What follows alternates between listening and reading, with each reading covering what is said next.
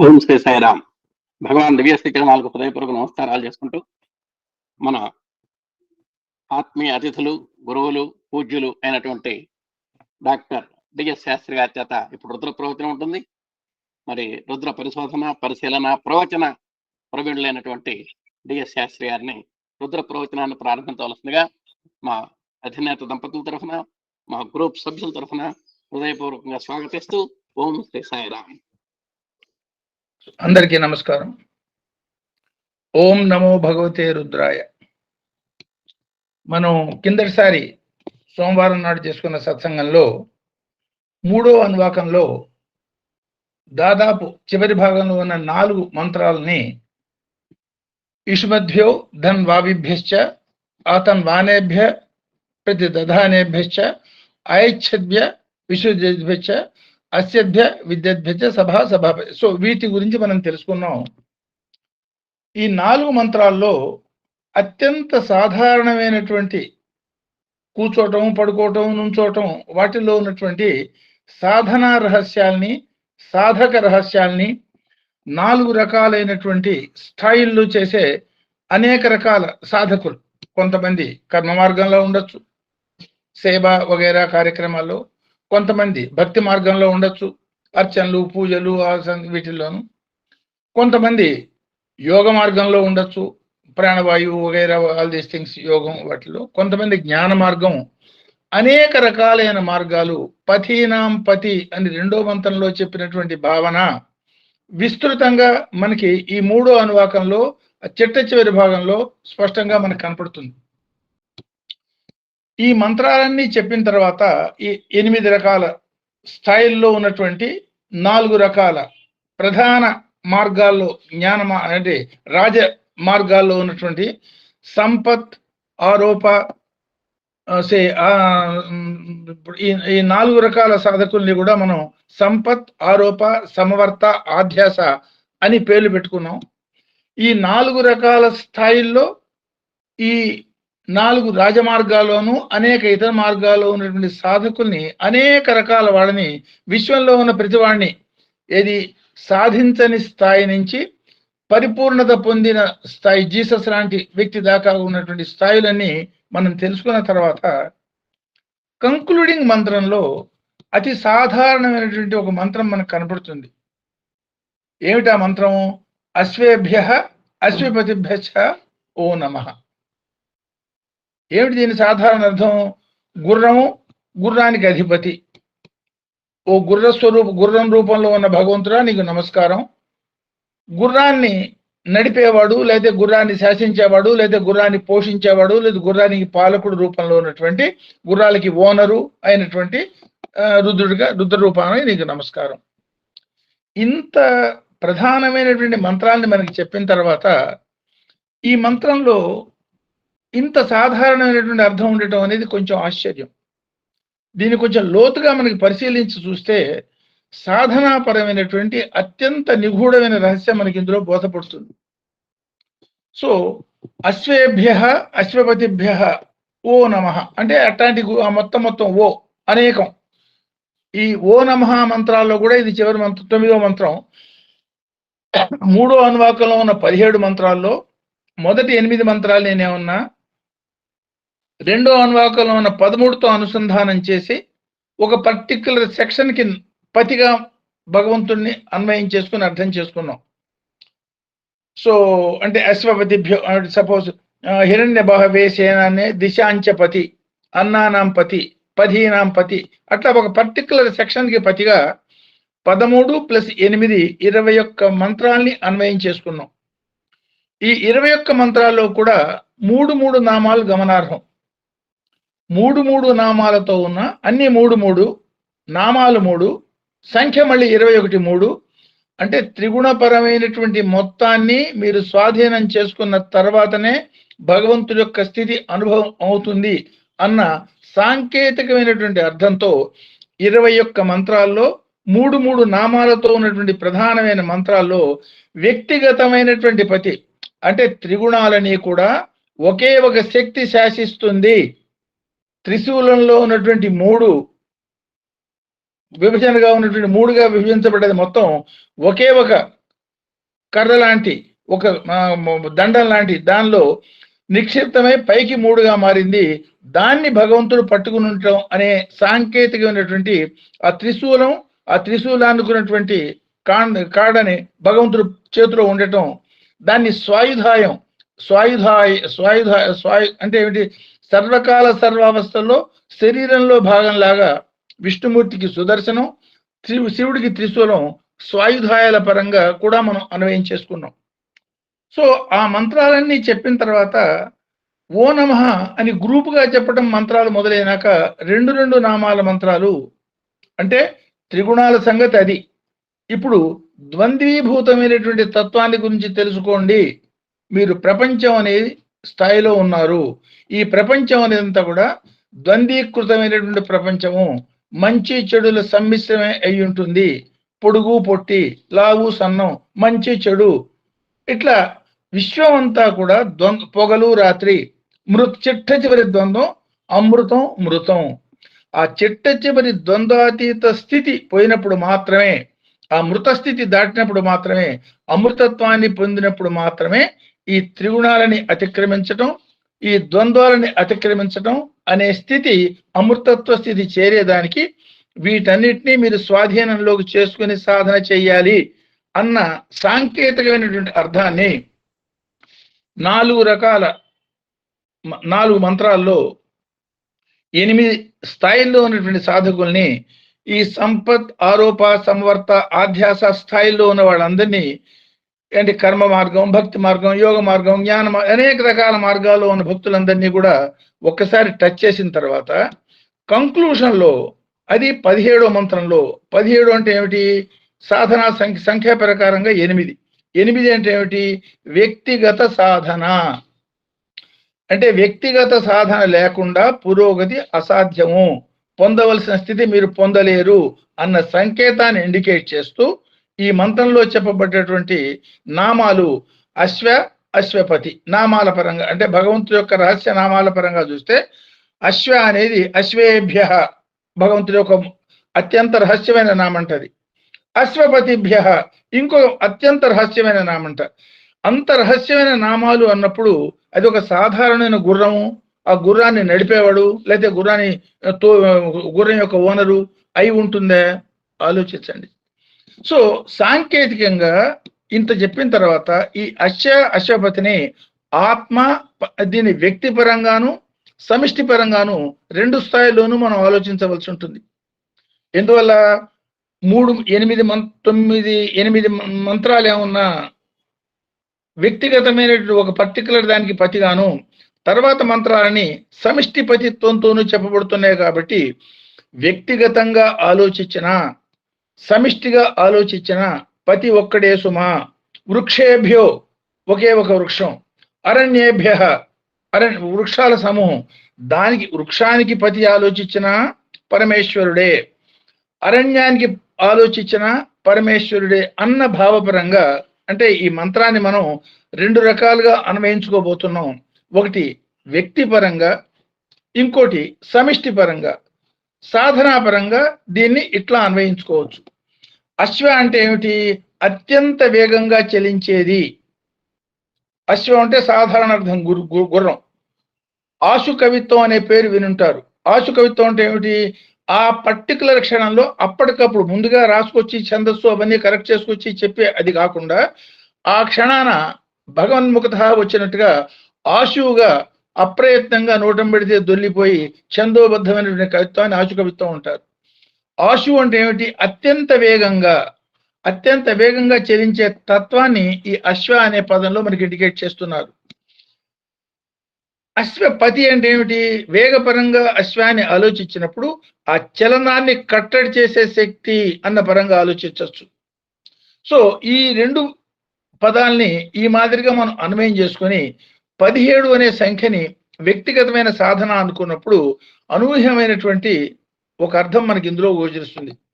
అశ్వ అంటే అశ్వాలు అంటే ప్రాణాలు అని కూడా అర్థం వస్తుంది. వేగంగా పరిగెత్తే గుర్రం, వేగంగా చలించే ఇంద్రియాలు, వేగంగా అనుక్షణం కదిలే మనస్సు, వీటన్నిటికీ పతి సుమా. అంటే నువ్వు శారీరకంగా తీసుకున్నా, శరీరంలో ఉన్న అంగాల పరంగా ఇంద్రియాల పరంగా తీసుకున్నా, ఇంద్రియాల్ని కంట్రోల్ చేసే మనస్సు పరంగా తీసుకున్న ఇవన్నీ చలించిపోయేవే. ఈ చలించే వాటన్నిటికి కూడా ఆధారభూతమైనటువంటి చలించని స్థిరమైన స్థాణుతత్వం ఏదైతే ఉందో దాన్ని పరమేశ్వరుడుగా గ్రహించు. ఈ చలించే వాటిని కంట్రోల్ చేయాలంటే ఆ చలించని దాని మీద మనసుని స్థిరం చెయ్యి అన్న సంకేతం ఈ మంత్రంలో మనకి ఇండికేట్ అవుతుంది. సో సాధనాపరంగా దీన్ని ఆలోచించినప్పుడు ఈ ఇప్పుడు ఇంకో మాట కూడా ఇక్కడ మనం గుర్తు చేసుకోవచ్చు. సాధారణంగా మనిషిని అశ్వత్థ వృక్షంతో పోలుస్తారు. ఒకటి ఊర్ధ్వమూలం అధశాఖ ఆ పరంగాను, అంటే ఆలోచనలు పైన ఉన్నాయి, వేళ్ళు కింద అంటే మామూలు చెట్టుకి వేళ్ళు కింద ఉన్నాయి, కొమ్మలు పైన ఉన్నాయి. అశ్వత్థ వృక్షం మనిషికి మాత్రం ఆలోచనలు పైన ఉన్నాయి, శరీరాన్ని అవి నడిపిస్తున్నాయి అన్న పరంగా ఒక అన్వయం. సాధారణమైనటువంటి అన్వయం ఏమిటంటే అశ్వంతో పోలుస్తారు, అశ్వత్థ వృక్షంతో పోలుస్తారు. దీనికి కారణం ఏమిటంటే ఒక జాతి అశ్వాన్ని మీరు చూడండి, అది ఎప్పుడు నేల మీద పడుకోదు, 4 కాళ్ళ మీద నిలబడి ఉంటుంది. నిద్రపోవటం అంటే 3 కాళ్ళ మీద నిలబడి ఒక కాలు ఆ నేలకు అంటకుండా ఉన్నదంటే అది దాదాపు నిద్రావస్థలో రెస్ట్ తీసుకుంటోంది అని అర్థం. దాని శరీరంలో ఏదో ఒక భాగం సదా చలిస్తూ ఉంటుంది. అంటే చలనానికి అశ్వానికి సంబంధం. అట్లా మనిషికి అశ్వత్థ వృక్షం కూడా ఏం గాలి లేకపోయినా సరే ఆ కొమ్మలు రెమ్మలు విస్తృతంగా అది చలిస్తూ ఉంటుంది. అంటే ఈ పరంగా మనం ఆలోచించినప్పుడు చలించేది జగత్. జగత్ అనేది జగత్తు అన్నాం దాన్ని. జగత్ అంటే ఏమిటి? జనించేది, గతించేది. ఈ జనించటం గతించటం అనే చలనంలో ఉన్నది జగత్ అయితే, ఇంకొక మాదిరిగా ఈ జగత్ అనే పదాన్ని మనం ఆలోచించినప్పుడు కదులుతోంది అంటే వస్తోంది పోతోంది, అంటే ఎక్కడి నుంచి వస్తోంది ఎక్కడికి పోతోంది. ఒక స్థిరమైనటువంటి ప్రదేశం నుంచి రావటము మళ్ళీ అక్కడికి పోవటము అనే పని చేస్తోంది. అంటే ఈ జగత్తుకి ఆధారమైంది స్థిరమైనటువంటి కథలని స్థాణు స్వరూపమైనటువంటి పరమాత్మ అన్న పరంగా సమిష్టిగాను, వ్యక్తిపరంగా మనం ఆలోచించినప్పుడు శరీరంలో ప్రతి అంగము మనసు కదులుతూనే ఉంటుంది. గాఢ నిద్రలో కూడా మనసు పూర్తిగా చచ్చిపోయిన పరిస్థితి, మనస్సు అందులో ఐక్యమైపోయినప్పుడు పరిస్థితిలో మాత్రం తప్ప మిగతా అన్ని కాలాల్లోనూ, అంటే ఈవెన్ జాగ్రత్త అవస్థ, స్వప్నావస్థ, వీటన్నిటిలో కూడా శరీరం కదులుతూ ఉంటుంది. శరీరం కదలకుండా స్థాణువుగా పద్మాసనం వేసుకుని కూర్చున్నా కూడా మనస్సు కదులుతూ ఉంటుంది. సో ఈ కదిలే మనస్సుని కదలకుండా ఉన్నటువంటి ఆత్మ మీద కేంద్రీకరించే విధి విధానాన్ని ఇండైరెక్ట్ గా సాధనాపరంగా ఇది ఇండికేట్ చేస్తోంది. ఎన్నో రకాల సాధకుల్ని, 8 రకాల స్థాయిల్లో ఉన్నటువంటి 4 మార్గాల్లో ఉన్న ప్రధాన సాధకుల్ని ఎందులో చెప్పిన తర్వాత వీటి అందరి యొక్క వీళ్ళందరిలోనూ కూడా సామ్యమైనటువంటి, అందరిలో కామన్ గా ఉండేటువంటి సాధనాపరమైనటువంటి రహస్యాన్ని అశ్వేభ్యో అశ్వపతిభ్యో అన్న మంత్రం మనకి ఇండికేట్ చేస్తోంది అనుకోవచ్చు. ఎట్లా అంటే అశ్వ అంటే వేగంగా కదిలేది అనుకున్నాం. ఈ వేగంగా కదిలేది శరీరంలో అంగాలు కదలకపోవచ్చు కానీ మనసు కదులుతుంది. మనస్సు యొక్క వేగాన్ని గురించి ఒకసారి మనం ఆల్రెడీ అనుకున్నాం. ఇంకొకసారి కనుక మనం గుర్తు చేసుకోదలుచుకుంటే 1,86,000 మైళ్ళ వేగంతో ప్రయాణం చేసే కాంతి దాదాపు 9 నిమిషాలు సూర్యుడిని చేరేదానికి తీసుకుంటే, మనస్సుతో సూర్యుడి మీదకి పోయేదానికి 1 సెకండ్లో 1,00,00,000 వంతు కూడా పట్టదు. అంటే మనస్సు యొక్క వేగం కాంతి యొక్క వేగం కన్నా కొన్ని కోటాను కోట్ల రెట్లు ఎక్కువ ఉంటుంది అన్న మాట ఇందులో మనకు అర్థమవుతుంది. అంత వేగంగా చలించే మనస్సులో ఇంకో మాట కూడా వెనక మనం అనుకున్నాం. నేల మీద నడుస్తూ మనం పడేటట్టయితే చిన్న దెబ్బ తగులుతుంది, మోటార్ సైకిల్లో పడేటైతే కాలు దోక్కుపోతుంది, కొట్టుకుపోతుంది. అదే కారులోంచి పెద్ద దాని నుంచి పడితే ఎముకలు విరగచ్చు, విమానంలోంచి పడితే చస్తాము, రాకెట్లోంచి పడితే బూడిది కూడా దొరకదు. అంటే పడటం అనేది కామనైనా వేగం మూలంగా వచ్చే మార్పులు. కాబట్టి ఇంత వేగంగా ప్రయాణించే మనస్సులో ఒక విషబీజం లాంటి నెగిటివ్ థాట్ కనుక ఉండేటట్టయితే దాని రివర్బరేషన్ మూలంగా మనిషి ఎంత అస్వస్థతకి, ఎంత చెడుకి గురవుతాడు. లేదు, పాజిటివ్ గా మనం ఆలోచించినప్పుడు సాధనాపరమైనటువంటి ఒక పాజిటివ్ భావాన్ని మనసులో మనం సేకరించి దాన్ని కనుక రివర్బరేట్ చేసుకునేటట్టయితే ఎంత ఉదాత్తంగా, ఎంత ఉత్తమంగా, ఎంత శీఘ్రంగా తన గమ్యాన్ని చేరగలుగుతాడు. ఈ రెండిటికీ కారణం కేవలం మనసే సుమా. అదే మన ఏవ మనుష్యాణం కారణం బంధమోక్షయ. బంధించబడాలన్నా జగత్తులో, జగత్తు నుంచి విడుదలబడి ఆత్మలో స్థిరమైనటువంటి వాసాన్ని భగవాన్, ఆ వాన్ అనేది వాసస్థానం, ఆ భగవంతుల్లో స్థిర నివాసం ఏర్పరచుకోవాలన్నా మనస్సుని సమన్వయం చేసుకుని దాన్ని కంట్రోల్లో పెట్టి దాన్ని లేకుండా చేస్తేనే సాధ్యము అన్న సంకేతం ఈ మంత్రం మనకి చెప్తుంది. మనస్సును గురించి స్వామి చెప్పిన ఒక మాట, best servant and bad master. మనస్సు చెప్పినట్టుగా పోయేటంటే వాడు అధోగతికి పోతాడు. మనస్సుని నియంత్రణ చేసి ఆత్మ చెప్పినట్టుగా పోయినాడా వాడు మహానుభావుడు, సాక్షాత్ భగవంతుడైపోతాడు. కాబట్టి మనస్సుని స్వాధీనం చేసుకుని, గుర్రాన్ని స్వాధీనం చేసుకుని ఆస్వికుడు ప్రయాణం చేసినట్టుగా మనస్సుని స్వాధీనం చేసుకుని ఆ మనస్సుని కంట్రోల్లో తెచ్చుకుని ఏ గమ్యంలో నువ్వు పోవాలో ఆ గమ్యం తొందరగా చేరు. కాళ్లతో నడిచిపోయిన దానికన్నా వేగవంతమైనటువంటి అశ్వం మీద నువ్వు ప్రయాణం చేసి పోయేటట్టయితే తొందరగా నీ గమ్యాన్ని చేరగలుగుతావు. అదే నెగిటివ్ సైడ్ కనుక ఈ అశ్వాన్ని పరిగెత్తించావా అతఃపాతాళానికి కూడా చాలా వేగంగా పోతావు. సో జగత్తు వైపు అశ్వాన్ని మళ్లించాలే, ఆత్మ వైపు అశ్వాన్ని మళ్లించాలే అనేది మీ యొక్క ఇండివిజువల్ దీని మీద ఆధారపడి ఉంటుంది, నిర్ణయం మీద ఆధారపడి ఉంటుంది అన్న సంకేతం కూడా. అంటే అన్నీ మన ముందు ప్లేట్లో ఉంచుతున్నారు, బఫేలో మాదిరి అన్నీ మన ముందే ఉన్నాయి. ఏది తినాలి ఏది తినకూడదు అనేది నీ ఇష్టం సుమా, నీ విజ్ఞత. దాన్ని బట్టి నీవు సాధనా మార్గంలో పోతావా, మనో మార్గంలో పోయి పతనం అవుతావా ఇష్టం. చాలా వేగంగా జగత్తు ప్రయాణిస్తోంది, ఫాస్టెస్ట్ టైం, పైగా కాలంలో కూడా ఫాస్టెస్ట్ టైం కలియుగం. చాలా సాధారణంగా కదిలే కాలం, అత్యంత వేగం తక్కువగా కదిలే కాలం కృతయుగం అనిపిస్తుంది. ఆ కాల పరిణామంలో కూడా అందువలనే కలియుగం, ద్వాపర యుగం, త్రేతాయుగం, కృతయుగం యొక్క కాల నిష్పత్తిని 1:2:3:4 పెట్టారు. అంటే కలియుగం ఎంతకాలం మనం అనుభవిస్తామో దానికన్నా 4 రెట్ల కాలం కృతయుగం. ఆ కాలం చాలా స్లోగా నడుస్తుంది. అందరూ లక్ష్మీనారాయణ స్వరూపులే, అందరూ లక్ష్మీనారాయణ స్వరూపులే కాబట్టి ప్రతివాడు భగవంతుడే. భగవంతుడు కూడా వీళ్లతో పాటు మామూలు మానవ రూపంలో తిరుగుతూ ఉన్నటువంటి స్థితి అనుభవించినటువంటి వాడు. మనకి మానవ రూపంలోకి భగవంతుడు రావటం అనేది అత్యంత అనూహ్యమైనటువంటి ఒక మధుర క్షణం. ఎడాల్లో బతికే వాళ్ళకి ఓయాసిస్ లాగా. అదే కోనసీమలో వాడు బతుకుతున్నాడు, అన్ని పక్కల నీళ్ళే, ఎక్కడ చూసినా నీళ్ళే, వాళ్ళకి నీటి యొక్క విలువ వాడికి తెలియదు. సో ఎడారిలో బతికే వాడికి ఒక బొట్టు నీటి యొక్క విలువ తెలిసినట్టుగా కలియుగంలో భగవంతుడు మన మధ్యలోకి రావటం అనేది అత్యంత అపురూపమైనటువంటి క్షణం. సో ఆ క్షణం మనసులో పెట్టుకుని సాధనాపరంగా మనస్సుని సాధనోన్ముఖం చేసి పాజిటివ్ ఆలోచనలతో ప్రయాణం చెయ్యి. దాని మూలంగానే నువ్వు పొందవలసిన గమ్యాన్ని పొందుతావు అన్న సంకేతంగా ఈ మంత్రం, ఈ 17వ మంత్రాన్ని వ్యక్తిగత సాధనాపరంగా మనం దీన్ని ఆలోచించాలి. సామూహిక సాధనలు అనేకం చేస్తూ ఉంటాం. అందరం కలిసాం, ఇప్పుడు సత్సంగంలో పార్టిసిపేట్ చేస్తున్నాం, అందరం కలిసాం భజనలు చేస్తాం, అందరం కలిసాం సేవ యాక్టివిటీస్ చేస్తాం. నేను చాలా చేశాను అని సంతృప్తి పడి ఆగిపోవద్దు. వ్యక్తిగత సాధన కూడా కాస్త ముమ్మరం చెయ్యి.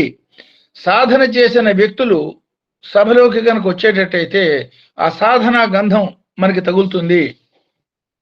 లేదు సాధారణ వ్యక్తులు సభలోకి వచ్చేటట్టయితే ఆ సాధారణ గంధమే మనకి తగులుతుంది. అంటే వ్యక్తి సమిష్టి, సభ సభాపతి పరంగా మనం ఆలోచించినప్పుడు వ్యక్తిగత సాధన చేస్తున్న సాధకుల యొక్క సమూహంలో తొందరగా మీరు పురోగతి పొందుతారు సుమా.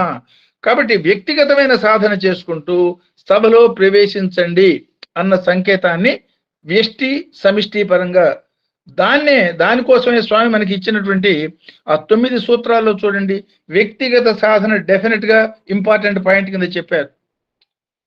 సాధారణమైన ఎగ్జాంపుల్, ఒక్క మల్లె పువ్వు కొంత వాసన వచ్చింది, 1 కిలో మల్లెపూలు పట్టుకొచ్చి ఒక జాగాలో పోసాం. ఆ కిలో మల్లెపూల్లోంచి వచ్చే వాసన డెఫినెట్ గా చాలా ఎక్కువ ఉంటుంది. లేదు, ఒక చచ్చిపోయిన ఒక చేపను పట్టుకొచ్చి మనం మధ్యలో పడేసాం, అందులోంచి కొంత కంపు కొడుతుంది. లేదు, 1 కిలో చేపలు చచ్చిపోయిన వాటిని వాసన కొడుతున్న వాటిని పట్టుకొచ్చి మధ్యలో వేశాం, బ్రహ్మాండమైన దుర్మార్గపు వాసన కొడుతుంది. అట్లా వ్యష్టి సమిష్టిని మంచిగా వాడుకోగలగటం మోస్ట్ ఇంపార్టెంట్. సో వ్యష్టిగాను ఇంప్రూవ్ అయ్యి సమిష్టిలోకి వచ్చి సమిష్టిని ఇంప్రూవ్ చేసే ప్రక్రియ సాధకులు మర్చిపోవద్దు. స్పెషల్లీ ఆర్గనైజర్స్ పరంగా మనం ఆలోచించినప్పుడు మన వ్యక్తిగతమైనటువంటి సాధన ఏ పరిస్థితుల్లోనూ మరవరాదు అన్న సంకేతాన్ని ఈ మంత్రం మనకి, ఈ 17వ మంత్రం మనకి ఇండికేట్ చేస్తుంది. సో దీన్ని ఆత్మ, పరమాత్మ లేదు అంతర్గతమైనటువంటి ప్రాణశక్తి పరంగా కూడా దీన్ని ఆలోచించవచ్చు. సో అన్నిటికన్నా వేగంగా చలించేది ఇంద్రియాలు, ఇంద్రియాలని ఆధారమైంది మనస్సు, మనస్సు చలిస్తుంది కాబట్టి ఇంద్రియాలు చలిస్తాయి. అంతేకాకుండా పుట్టిన దగ్గర నుంచి చనిపోయేదాకా మనలో సదా చలిస్తూ ఉండే ఇంకొక వస్తువు ఉన్నది, దాన్నే ప్రాణవాయువు అన్నారు. సో ప్రాణానికి ఈ శ్వాసకి ఉన్నటువంటి సంబంధాన్ని అర్థం చేసుకుని రెండింటినీ సమన్వయం చేయటమే ప్రాణశక్తి యొక్క ప్రణవనాదాన్ని విని, అంటే ఓంకారనాదాన్ని విని ఆత్మలో పరమాత్మలో ఐక్యమైపోయే సాధన అన్న పరమైనటువంటి అంతర్గత రహస్యమైనటువంటి అర్థం ఈ మంత్రంలో మనకి ధ్వనిస్తుంది. ఒక మాదిరిగా మనం ఆలోచించేటట్టయితే, సాధారణ పద్ధతిలో ఈ మంత్రాన్ని గురించి ఆలోచించేటైతే అశ్వనికులు అనే ఒక రకమైన సాధకులు ఉన్నారు. అశ్వనికులు 2 రకాలుగా వాళ్ళని పలుకుతారు. స్వ అంటే అర్థం రేపు, అశ్వ అంటే రేపటి గురించి ఆలోచన లేనివాడు.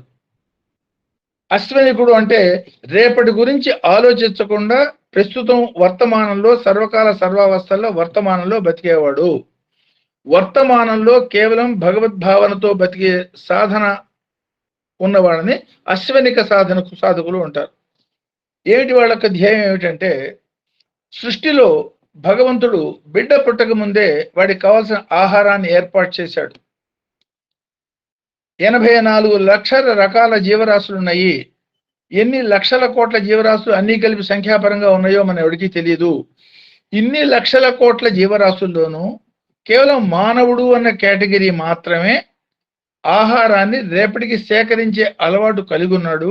మిగతా ఏ జంతువు కూడా మర్నాటి ఆహారాన్ని ముందుగానే సేకరించి పెట్టుకుని ఒక ప్రోగ్రాం ప్రకారం ఇంత మన రోజుకున్నటువంటి 24 గంటల కాలంలో ఇంతకాలాన్ని ఆహారాన్ని సంపాదించుకుని ప్రస్తుతం తినేదానికి, ఇంతకాలాన్ని సంపాదించిన ఆహారాన్ని రేపటికి దాచుకునేదానికి అనే ఆలోచన విధానం ఏ జంతువుకి ఉండదు.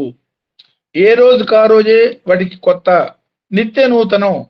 కాకపోతే వాటి యొక్క లిమిటెడ్ సంస్కారాల మూలంగా, అంటే కర్మగతమైనటువంటి జీవులు, అంటే సాధనాపరంగా వెన్నెముక పూర్తిగా నిట్టనిలుగా ఉండకపోవటం మూలంగా, హారిజాంటల్ గా వెన్నెముక కలిగి ఉండటం మూలంగా సాధన అనే ఆలోచన మనస్సు సంపూర్ణమైనటువంటి పరిపక్వత పొందకపోవటం అనే లక్షణాల మూలంగా వాటికి ఉన్నటువంటి సౌఖ్యాన్ని ఇంద్రియపరమైనటువంటి సౌఖ్యానికి లిమిట్ చేసుకుని ఉంటాయి. సో మానవుడికి మాత్రమే ప్లాన్ చేసుకునే ఎబిలిటీ, సంకల్పం చేసే ఎబిలిటీ, సంకల్పాన్ని ఆచరణలో పెట్టే శక్తియుక్తులు భగవంతుడు ఇచ్చాడు. సో ఆలోచనకి తగ్గ నిర్ణయం, ఆ నిర్ణయం తగ్గ ఆచరణ, ఈ శక్తులు కలిగినటువంటి మానవుడు సాధారణమైనటువంటి పశుపక్షాదులే రేపు గురించి ఆలోచించటం లేదు. మనకిచ్చినటువంటి శక్తియుక్తుల్ని ఆహార సంపాదన కోసం వినియోగించుకుంటూ దానికోసం కాలం వేస్ట్ చేయటమా? ఈ కాలాన్ని కూడా సాధనలోనే ఉపయోగించడం రైట్ కదా అన్న భావనతో సాధన చేసే వాళ్ళని అశ్వనికులు అనే పేరుతో పిలుస్తారు. రేపు అనే ఆలోచన వాళ్ళకు ఉండదు. సో కూడబెట్టడం అనే పద్ధతి, దాని గురించి మాత్రమే జీవించడం అనే పద్ధతి మానవుల్లో తన యొక్క ఆలోచన ప్రవృత్తిని ప్రపంచం వైపు మళ్లించడం మూలంగా జరిగినట్టు ఇది సరైన విధానం కాదు. కాబట్టి ప్రపంచానికి ఆధారభూతమైన స్థిరమైన భగవతత్వం ఏదున్నదో దాని వైపు మాత్రమే మన ప్రయాణం ఉండాలి. అందువల్ల కాలాన్ని ఆహార సంపాదనలో వినియోగించకుండా, అంటే మర్నాటి కోసం, ఆనాడు బతకాలి కాబట్టి తినాలి, దానికోసం సంపాదించాలి, ఎస్, ఆ పని చేసి మిగతా కాలం అంతా సాధనలో గడిపే ఒక పర్టికులర్ సెక్షన్ ఆఫ్ సాధకుల్ని అశ్వనికులు అంటారు. సో వాళ్ళని కూడా ఈ అశ్వ అనే పదం ప్రకారంగా మనం ఆలోచించవచ్చు. ఈ ఆహారం పరంగా మనం ఒకసారి ఆలోచించేటట్టయితే ఆటోబయోగ్రఫీ ఆఫ్ వేగులో ఒక సంఘటన ఉన్నది. అది నిజంగా భగవంతుడు మనకు ఆహారాన్ని ఇస్తున్నాడా, ఎవడికి ఏ టైంకి ఏది కావాలో అది వాడికి వచ్చేటట్టుగా చేస్తున్నాడా, లేదు మన ప్రయత్నం కూడా దానిలో ఉండాలా అనే దాని మీద ఒకసారి యోగానందకి అతనికి దగ్గర బంధువు ఇద్దరు కలిసి వాళ్ళు బీహార్ నుంచి మధుర, దాని పేరేమి, కృష్ణ టెంపుల్, ఈ మధుర అక్కడికి పోతూ ఉన్నప్పుడు ఆ దోవలో వాళ్ళిద్దరి మధ్య చర్చ జరుగుతుంది. మానవ ప్రయత్నం లేకుండా ఎట్టాగు రేపు అనేది ఆలోచించుకుంటే ఎట్ట కుదురుతుంది అంటే, నీకు నిజంగానే మనస్ఫూర్తిగా భగవంతుడి మీద నమ్మకం ఉండేటట్టయితే ఖచ్చితంగా నీ ఆహారాన్ని, నీ మర్నాడు కావాల్సిన ఆహారం ఏదైతే ఉందో దాన్ని భగవంతుడు నీకు అందిస్తాడు అనే మాట యోగానంద్ అంటాడు. నో నో నో నో, నేను దీన్ని యాక్సెప్ట్ చేయను. మన ప్రయత్నం లేకుండా మనకి ఆహారం అందటం, అది వండబడి రావటం, ఇవన్నీ జరిగే విషయాలా? మనం ఒక పర్టికులర్ ఆహారానికి అలవాటు పడి ఉన్నాం, అది కావాలంటే మనం పనుకురావాలి, తీసుకురావాలి, దాన్ని వండాలి, ఇవన్నీ చేయాలి. ఇన్ని పనులుంటే ఇవన్నీ మానేసి భగవంతుడి మీద ఆధారపడితే వస్తుందా? కాసేపు చర్చోపచర్చలు రైల్లో పోతున్న ప్రయాణంలో జరుగుతూ ఉంటుంది. చివరికి ఒక మాట అంటాడు ఆయన స్నేహితుడు, ఓకే ఇప్పుడు మనం అక్కడికి పోతున్నాం, అక్కడికి మనం పోయేటప్పటికి 11:30 అవుతుంది. నువ్వు ఎవరికి ఏ రకమైన మాట చెప్పొద్దు, నేను ఎవరికి ఏ రకమైన మాట చెప్పొద్దు. నిజంగానే భగవంతుడు మనకి ఆహారాన్ని అందించేటట్టయితే మనం ఏమాత్రం ఏ రకమైన ప్రయత్నం చేయకుండా దానంతట అది ఆహారం మన ఇద్దరికీ అందాలి. ఈ షరతును ఒప్పుకుంటావా అని యోగానందని అడుగుతాడు. 100% ఒప్పుకుంటాను. నువ్వంత ఛాలెంజింగ్ గా అడుగుతున్నావు కాబట్టి భగవంతుడు ఇస్తాడు నేను చెప్తుంటే మానవ ప్రయత్నం ఉండి తీరాలని నువ్వు అంటున్నావు. ఇది నమ్మకానికి సంబంధించిన విషయం. నేను భగవంతుడే ఇస్తాడని నమ్ముతాను. ఆ భగవంతుడినే మనం ప్రార్థన చేయవలసింది చేయటం తప్ప మనం చేయవలసింది ఏమీ లేదని నేను అంటాను. ఇద్దరు ఆ మాట అనుకుంటారు. సరే అక్కడికి పోయేటప్పటికి, ఆ టెంపుల్ దగ్గరికి పోయేటప్పటికి 11:30-12 అవుతుంది. సరే ఈయన టెంపుల్లోకి పోయినాక ఒకసారి దర్శనం చేసుకుని కూర్చుని ఇద్దరు చెరో పక్క, ఈయన పద్మాసనం వేసుకుని తన ధ్యానంలోకి వెళ్ళిపోతాడు యోగానంద. ఆ రెండో ఆయన కాసేపు కూర్చుంటాడు చుట్టం. కాసేపు కడుపులో ఎలుకలు పరిగెత్తడం మొదలు పెడితే అటు ఇటు తిరుగుతూ ఉంటాడు. దాదాపు 1 గంట గడిచిపోతుంది. గంటన్నర అయిపోతుంది. 1:30 టైం నకనకలాడుతూ ఉంటుంది. వెంటనే ఇతను యోగానందని కొంచెం డిస్టర్బ్ చేసి, మనం ఏదో వస్తుంది అనుకున్నాం, ఇంతవరకు ఏం లేదు, నువ్వేదో చెప్పావు, మన ప్రయత్నం మనం చేయాలి, ఈ ఆకలి నేను భరించలేను, మనం పోయి ఏదైనా ఎక్కడ పోయి తిందాం అనేమో. ఇతను కళ్ళు తెరిచి ఆహా అంటాడు. ఈయన కళ్ళు తెరిచి యోగంలో నుంచి కళ్ళు తెరిచి బయటకు వచ్చే టైంకి ఈ ఇద్దరి మధ్యలో ఈ సంభాషణ జరుగుతుంటే ఒక అపరిచిత వ్యక్తి ఇంకొక సహాయకుడిని కూడా వెంట పట్టుకొచ్చి రకరకాల ఆహార పదార్థాలు పట్టుకొచ్చి రెడీగా ఉండి, ఇక్కడ యోగానంద మీలో ఎవరు అని అడుగుతాడు. నేనేను అని చెప్తాడు. ఆయన చెప్పినాక నాకు కృష్ణుడు కల్లో కనిపించి, రాత్రి కల్లో కనిపించి ఇద్దరు వస్తున్నారు, వాళ్ళిద్దరికీ కావాల్సిన ఆహారం ఇద్దరు వాళ్ళకి ఏం వండి పెట్టాలో అవన్నీ వండి తీసుకుపోయి గుళ్ళో కూర్చుంటారు, వాళ్ళకి పెట్టు అని కృష్ణుడు చెప్పాడు, అందుకోసం పట్టుకొచ్చాను అంటాడు. ఈ రెండో అతను యోగానంద కన్నా కొంచెం పెద్దవాడు, ఆల్మోస్ట్ అన్నగారి వయసు లాంటి వాడు. ఆశ్చర్యపోయి ఆయనకి శిష్యుడు అవుతాడు తర్వాత. అది వేరే విషయం. అంటే what I'm trying to say, నమ్మిన వాడికి భగవంతుడి యొక్క తత్వం ఎట్లా ఉంటుంది, నమ్మకుండా మనం ఉన్నాం కాబట్టి మన ప్రయత్నం మనం చేసి తీరాలి. ఆ సంపూర్ణ గీతలో కూడా సంపూర్ణ శరణాగతి లేదు, రుద్రం యొక్క మొదటి మంత్రంలో నమస్తే రుద్రమన్యవ. సో ఈ సంపూర్ణ శరణాగతి తత్వాన్ని లేదు, ఇప్పుడే మనం చెప్పుకున్న వేదంలో చివరికి చెప్పుకున్న మాట ఏమిటి, శాంతిత్రయం. సర్వకాల సర్వావస్థల్లో శారీరక, మానసిక, ఆధ్యాత్మిక స్థాయిల్లో లేదు కర్మపరుడు, సంచితాగామి, ప్రారబ్ధ అనేక రకాలైన త్రిపుటులన్నీ శాంతి స్థిరంగా ఉండాలంటే దానికి అంతకు ముందు చెప్పుకున్నటువంటి సంపూర్ణ శరణాగతి భావమే ఇంపార్టెంట్. ఆ శరణాగత భావంతో మనం ఉన్నప్పుడు ఒక్క రోజులో రాదు, క్రమంగా మనం ప్రయత్నం చేయాలి. ఆ క్రమ ప్రయత్నం మనం చేసేదానికే మనందరినీ సంఘటితపరిచి స్వామి అనేక రకాలైనటువంటి పాజిటివ్ యాక్టివిటీస్ మన మధ్యలో ఉంచడం మూలంగా వాటిల్లో మన మనసు తిరుగుతూ మనకి తెలియకుండానే భగవంతుడు దగ్గరయ్యి ఆ శరణాగత భావాన్ని మనం పెంచుకోగలుగుతాము అన్న పరంగా ఈ సంకేతాలన్నీ ఈ మంత్రం మనకి ఇస్తోంది అన్న పరంగా దీన్ని మనం అన్వయం చేసుకోవచ్చు. అంటే ఈ అశ్వెనుకల సంగతి పద్ధతి ఆ మాదిరిగా మనం ఆలోచించినప్పుడు ఇది ఎగ్జాక్ట్ గా నిజంగానే ఆ మాదిరిగా జరుగుతుంది. ఇంకొక సంఘటన కూడా మనం ఎలియర్ ఒకసారి చెప్పుకున్నాం కూడా. ఇది గౌతమ వశిష్ఠుల మధ్యలో జరిగినటువంటి సంఘటన. నది అవతల ఒడ్డున వశిష్ఠ మహర్షి అరుంధతి వాళ్ళు ఉన్న, ఆయనకి 100 మంది పిల్లలు, వాళ్ళంతా నది అవతల ఒడ్డున వాళ్ళు ఉంటే ఆ నది యువతల ఒడ్డుకి గౌతమ మహర్షి ఓ సందర్భంలో వస్తారు. ఆ వచ్చిన గౌతమ మహర్షికి ఆహారం తీసుకుపోయమంటాడు ఆయన. ఎవరు? వశిష్ఠ మహర్షి. ఈవిడ ఆహారం తీసుకుని రెడీ చేసి వచ్చేదానికి, ఆ గంగని దాటి వచ్చేదానికి, ఆ గంగ ఉధృతంగా ప్రవహిస్తుంటే, ఇట్లా గంగ ఉధృతంగా ప్రవహిస్తుంది అన్నప్పుడు ఆయన చెప్పిన మాట, సదా బ్రహ్మచారి కోరుతున్నాడు, సదా బ్రహ్మచారి మార్గం ఏమని కోరాడు అని గంగా నదికి చెప్పు. ఆయనకి 100 మంది పిల్లలు. ఈ 100 మంది పిల్లల సదా బ్రహ్మచారి మార్గం కోరాడు అనగానే గంగానది ప్రవాహం ఆగి మార్గం ఇస్తుంది, నడిచి అవతలకు వెళ్తుంది. గౌతమ మహర్షికి భోజనం పెట్టినాక యువతల మళ్ళీ నది యథాతథంగా ప్రవహించడం మొదలు పెడుతుంది.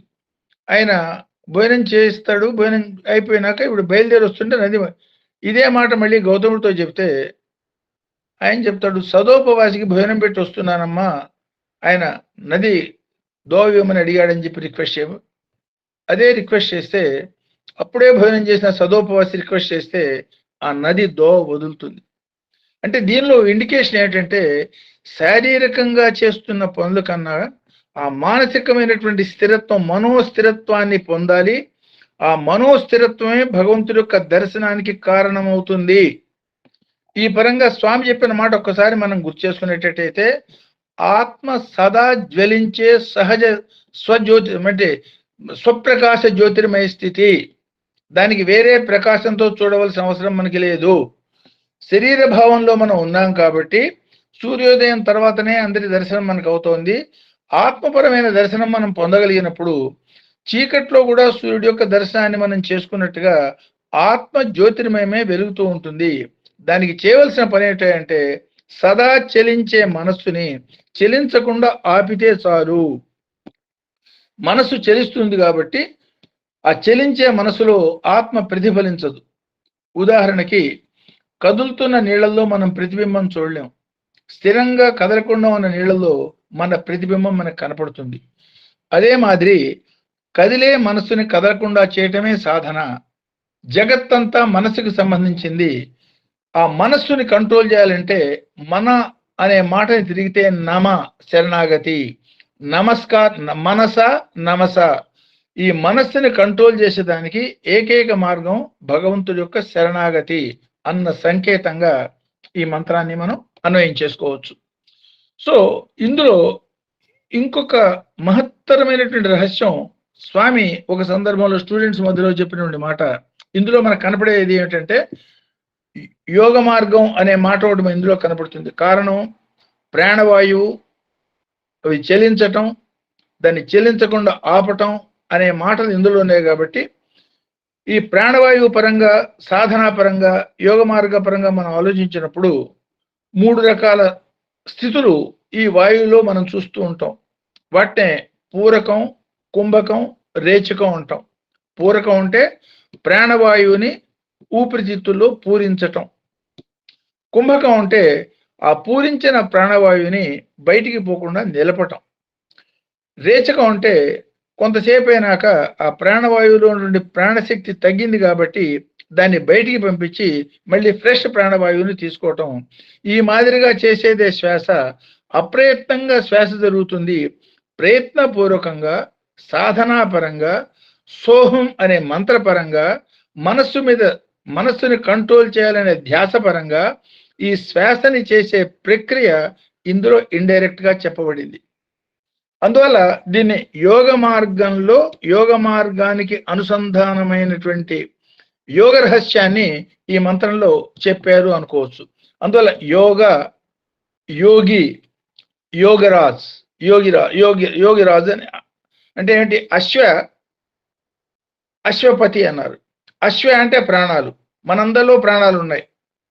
సో ఈ ప్రాణానికి, ప్రాణనాథుడికి అంటే ప్రాణాలన్నిటికీ అధిపతికి, అంటే మనలో ఉన్నటువంటి ప్రాణశక్తికి, ఈ ప్రాణశక్తి యొక్క అధిపతి అయిన భగవంతుడికి ఈ మధ్యలో యోగి అంటే యోగ సాధన చేసేవాడు, అంటే ఈ ప్రాణాలని క్రమబద్ధీకరించేదానికి, నియమించిన విధానంగా చలించేటట్టుగా చేయగలిగేదానికి, చివరికి చలనం లేకుండా చేయగలిగేదానికి ప్రయత్నం చేసే ఒక సాధకుడు యోగి అనుకునేటట్టయితే, యోగం అంటే కలయిక, కలవాల్సింది వ్యక్తి భగవంతుడిలో కలవాలి, లేదు మన మనస్సు ఆత్మలో కలవాలి, లేదు మన చేతన విశ్వచేతనలో కలవాలి.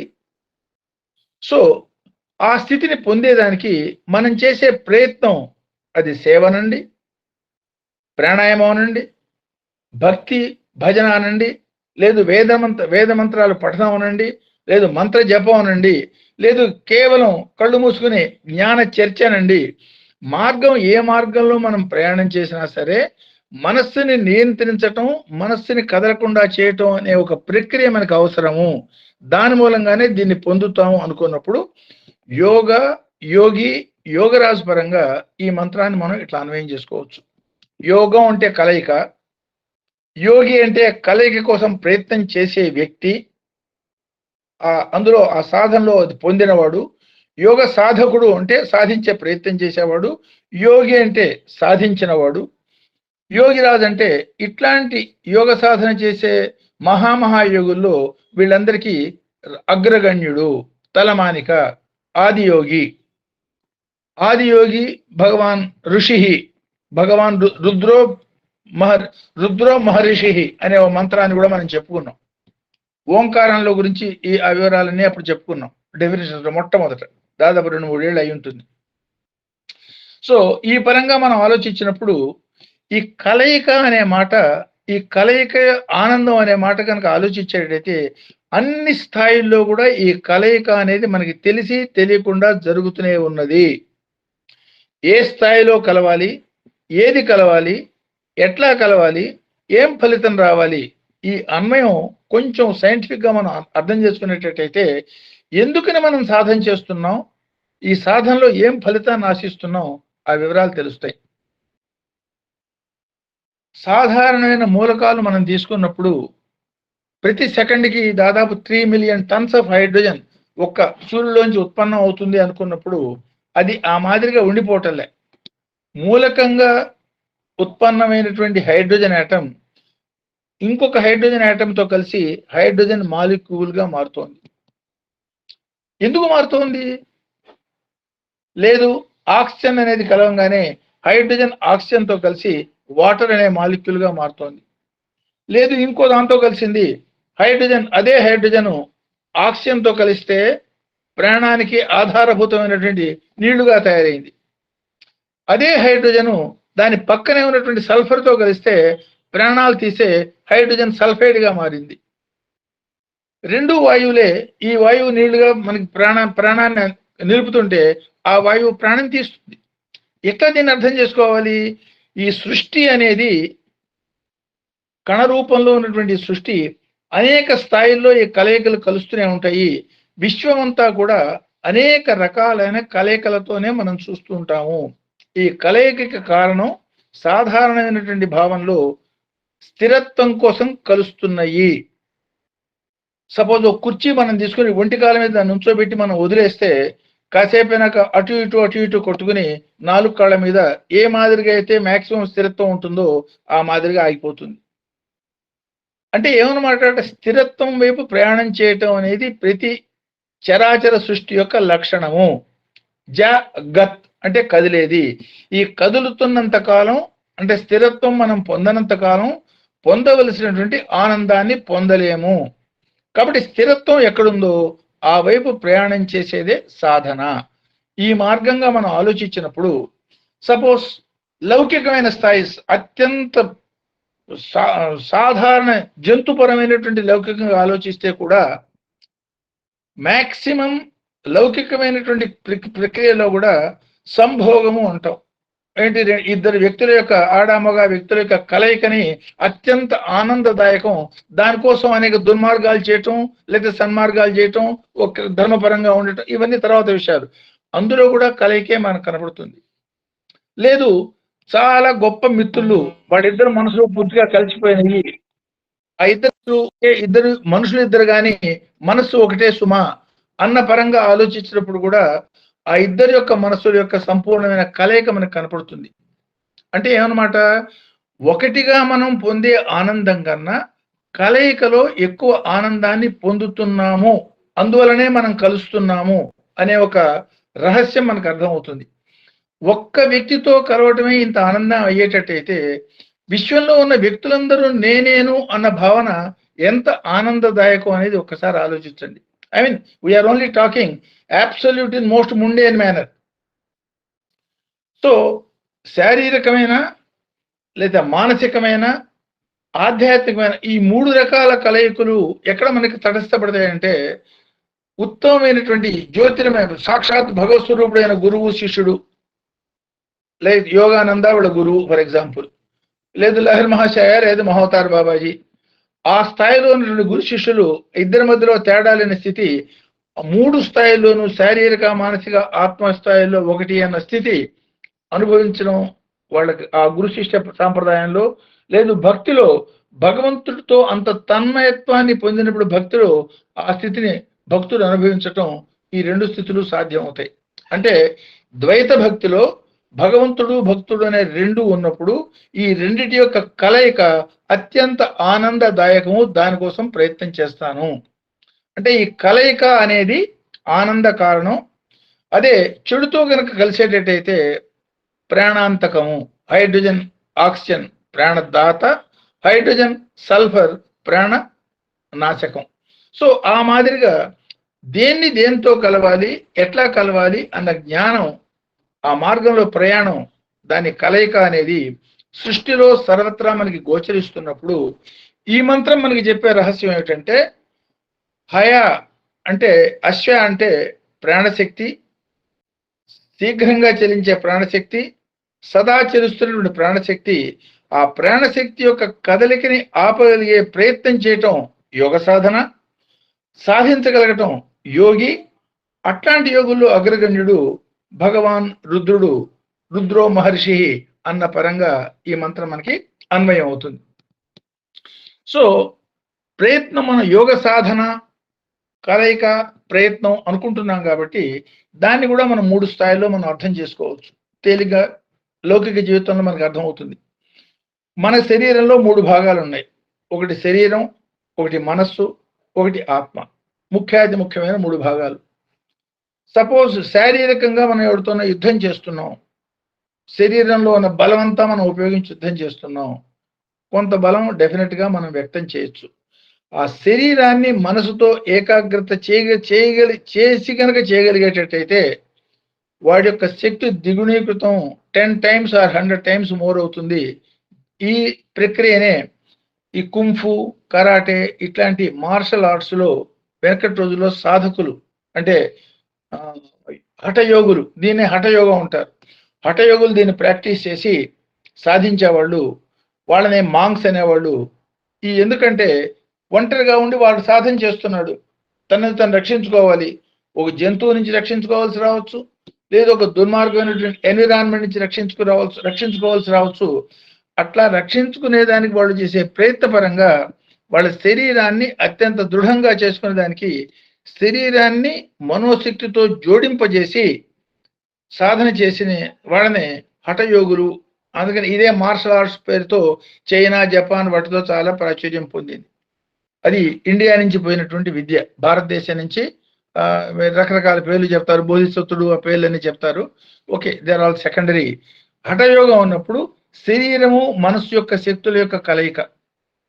ఇందులో మంత్రాలు, అనేక రకాలైన మంత్రాలు ఉన్నాయి. ఈ మంత్రాల్లో అనేక రకాలైనటువంటి అక్షరాల యొక్క కలయికే మంత్రం అవుతుంది. ఏ అక్షరాన్ని ఏ అక్షరంతో ఎట్లా కలపడం మూలంగా ఎంత శక్తి ఉత్పన్నం అవుతుంది, ఆ శక్తిని ఎట్లా వినియోగించాలి అన్న ఒక ప్రక్రియని అఖండమైనటువంటి మంత్రశాస్త్ర రహస్యం అంతా ఎంతో అదొక పెద్ద సపరేట్ గ్రంథం. అందులో కూడా ఉన్నది కలయిక.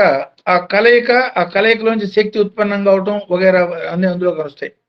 ఈ మంత్రశాస్త్ర పరమైనటువంటి దాన్ని ప్రాక్టికల్ గా బ్యాటిల్ ఫీల్డ్ లో అప్లై చేయటమే అస్త్ర విద్య అన్నారు. శస్త్రాన్ని ప్రయోగించడం అనేది శస్త్ర విద్య అయితే, కత్తితో బాణంతో వాటితో చేసేది. అస్త్రాలని అంటే మాంత్రిక శక్తిని, మంత్రశక్తిని అంటే మనోశక్తిని, ప్రాణశక్తిని, వాక్ శక్తిని, వీటి యొక్క మేళవం మూలంగా పుట్టిన ఎనర్జీని ఒక పర్టికులర్ విధానంగా డైరెక్ట్ చేసి దాని మూలంగా పొందవలసిన ఫలితాన్ని పొందే ప్రక్రియ బ్రహ్మాస్త్రం, వారుణాస్త్రం, నాగాస్త్రం. ఒక సందర్భంలో చెప్పాను కూడాను, 3000 సంవత్సరాల క్రితం కలియుగం, భారతం జరిగింది 5000 సంవత్సరాల క్రితం. 3000 సంవత్సరాల క్రితం మొట్టమొదటి ఇంకా ప్రపంచ దేశాల్లో ఏ ఇతర మతం పుట్టక ముందు ఆ బావిలో నుంచి వాళ్ళు దండెత్తి వచ్చినప్పుడు, అలెగ్జాండర్ వాళ్ళ దండెత్తి వచ్చినప్పుడు వాళ్ళ మీద చిన్న చిన్న మన ఇప్పుడు వేదం చదివిన పిల్లలు లాంటి వాళ్ళు వేదం కాముగా వాళ్ళ నోటెంబడిది ఏదో శబ్దాలు వస్తున్నాయి, వాళ్ళు ఏదో గొణుక్కుంటున్నట్టుగా ఏదో శబ్దాలు చేస్తున్నారు. కానీ ప్రకృతి అఖండమైన భీభత్సంతో ఈ అలెగ్జాండర్ సైనికుల్ని చుట్టుముట్టి వాళ్ళని నాశనం చేసే ప్రయత్నం చేస్తే వాళ్ళు భయపడి పారిపోయిన సంఘటనల్ని సెల్యూకస్ రాస్తాడు. అంటే ఈ మంత్రశక్తి ఏ మాదిరిగా అంటే ప్రాణశక్తి, మనోశక్తి, వాక్ శక్తి, ప్రాణశక్తి వాటి యొక్క కలయికని అస్త్రంగా మలిచి ప్రయోగించే ఆ కలయిక, దాన్ని కూడా మనం ఇందులో గమనించవచ్చు. అంటే ఆ ప్రక్రియలు కూడా వేద శాస్త్రాలు తెలిసిన విధి విధానాల్లో ఇవన్నీ ఉన్నాయి. అంటే ఎందుకు చెప్తున్నానంటే ఇది వేదము శాస్త్రంలో చెప్పబడ్డ విషయాలు అన్సైంటిఫిక్ అనుకోవద్దు, హైయెస్ట్ సైంటిఫిక్. కారణం మనకున్న ప్రస్తుత భౌతిక శాస్త్ర రీత్యా ఈ శాస్త్రాలు వాటి యొక్క పరిణితి, వాటి యొక్క స్థాయిని ఎనలైజ్ చేసే స్థితిలో లేవు కాబట్టి వీటి మూలంగా వాటికి అనుకోలేం తప్ప వాటికి సంబంధించిన శాస్త్రం వాటికి సపరేట్ గా ఉన్నది. ఈవెన్ భౌతిక శాస్త్రాన్ని మనం ఒక్కటి ఆలోచించండి, స్మాలెస్ట్ పార్టికల్ తీసుకునేటట్టయితే, ఒక ఎలక్ట్రాన్ లాంటి పార్టికల్ తీసుకునేటట్టయితే భౌతిక శాస్త్రం మనకి చెప్పే మాట, అది భౌతిక శాస్త్ర పరిమితులకి లోబడి ప్రవర్తించదు. ఏమిటి దాని అర్థం? చాలా చిన్న కణం కనుక అయ్యేటట్టయితే భౌతిక శాస్త్ర పరిమితులు దానికి వర్తించవు. ఒక బ్లాక్ హోల్ లాంటిది, దానికి కూడా భౌతిక శాస్త్ర పరిమితులు వర్తించవు. అంటే పెద్దదానికి వర్తించవు, చిన్నదానికి వర్తించవు, మధ్యలో వాటికి మాత్రమే ఈ భౌతిక శాస్త్ర పరిమితులు అన్న సంకేతం కూడా మనకి ఇది చెప్తోంది. అంటే దానికి సంబంధించిన శాస్త్రాన్ని ఈ వాయువు అత్యంత సూక్ష్మమైంది, మనస్సు పరమ సూక్ష్మమైంది. కాబట్టి వాటి మీద ఈ భౌతిక శాస్త్రం యొక్క పరిమితులు ఎట్లా వర్తిస్తాయి, ఆ వివరం తెలుసుకుని ఆ మనస్సు యొక్క వేగాన్ని కంట్రోల్ చేసి దాన్ని స్థిరపరిచి, ఆ స్థిరపరిచే దానికి చేసే సాధన రహస్యాన్ని ఇండైరెక్ట్ గా ఈ మంత్రం మనకి చెప్తోంది. సో శరీరము మనస్సు యొక్క కలయికని హఠయోగం అనుకున్నాము. శబ్దము, శక్తి, మనస్సు లేదు ప్రాణశక్తి వాటి యొక్క కలయికని అస్త్రశస్త్ర పరంగా అన్వయం చేసుకున్నాము. అట్లాగే శరీరంలో ఉన్నటువంటి ఆత్మ, మనోశక్తి, మన మనస్సు అనేక రకాల భావాల సంపుటి, ఆత్మ స్థిరమైంది. మనస్సులో భావాల్ని తగ్గించి ఆత్మతో మేళవింపజేసే ప్రక్రియ ఏదైతే ఉందో దాన్ని యోగం, రాజయోగం అన్నాం. అంటే యోగాల్లో అది రాజు లాంటిది కాబట్టి రాజయోగం. రాజయోగం అంటే రాజులు చేసేదని కాదు, యోగాల్లో రాజు లాంటిది, చాలా ఉత్తమమైంది. మనస్సుని వశపరుచుకోవటమే, స్వాధీనపరుచుకోవటమే అన్ని సాధనల యొక్క ధ్యేయము అని స్వామి చెప్పారు. దానికి మార్గం ప్రాణాయామం ద్వారా అన్న విధానాన్ని ఈ యోగ శాస్త్రంలో మనకి తెలియపరుస్తారు. కాబట్టి అది యోగాల్లో రాజు లాంటిది, దాన్ని రాజయోగం అన్నారు. లయయోగం అంటే మన శరీరంలో ఉన్నటువంటి ఆత్మ విశ్వాత్మతో మేళవించినటువంటి స్థితి, అది భావపరంగా, లేదు నాదపరంగా, లేదు ఒక శబ్దపరంగా, ఈ మూడిటికి అతీతమైనటువంటి సర్వకాల సర్వావస్థలో కలిసి ఉండటం భగవాన్ సత్యసాయిబాబా జీవించిన విధానంగా దాన్ని చలిత యోగం.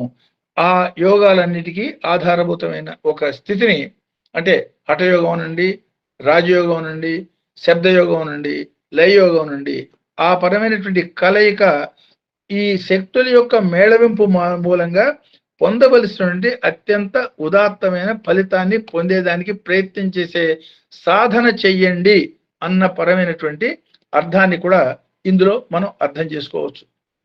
సో ఇవాళ ఇక్కడ ఆపుతాను. కొంచెం ఎందుకంటే కొంచెం కాంప్లికేటెడ్ సబ్జెక్టు, అర్థం అవుతున్నట్టుగా ఉండి అర్థం కాని సబ్జెక్ట్ ఇది, అందువల్ల ఇక్కడ ఆపుతాను. దీన్ని కొంచెం మననం చేసుకోండి. ఇందులో ఏదైనా సందేహాలు ఉంటే, దీనికి సంబంధించిన సందేహాలు ఇతరమైనా ఉంటే అడగండి. Those points will discuss. రేపు సోమవారం నాడు ఈ మంత్రంలో ఉన్నటువంటి ఆ మిగతా ఈ టెక్నిక్ ఏమిటి, ఈ పరంగా స్వామి మనకి ఏం చెప్పారు, దీన్ని ఎట్లా మనం అన్వయం చేసుకుని జీవితంలో ప్రాక్టీస్ చేయాలి, సో హయగ్రీవ తత్వం ఏమిటి, అవి చెప్పుకుని ఈ మంత్రాన్ని రేపు వచ్చే సోమవారం నాడు కంక్లూడ్ చేసుకుందాం. అందరికీ నమస్కారం. Now you can ask all your questions and all.